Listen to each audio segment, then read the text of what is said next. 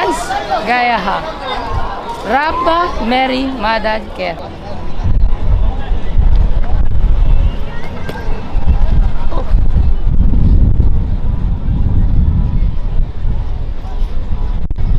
ਨਵਾਂ ਆਇਆ ਇਸ ਸੋਹਣਿਆ,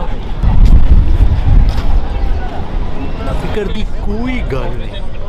ਮੈਂ ਤੈਨੂੰ ਦੋਹਾ ਦੇ ਕੋਨੇ ਕੋਨੇ ਤੇ ਕੂਚੇ ਕੂਚੇ ਦੀ ਸੈਰ ਕਰਾਵਾਂਗਾ ਤੇ ਜਦੋਂ ਤੂੰ ਏਅਰਪੋਰਟੋਂ ਆਪਣੇ ਦੇਸ਼ ਵਾਪਸ ਜਾਏਂਗਾ ਤੇ ਤੇਰੇ ਦਿਲ ਵਿੱਚੋਂ ਥੱਕ ਦੀ ਨਹੀਂ ਦੋਹਾ ਦੋਹਾ ਦੀ आवाज़ आएगी।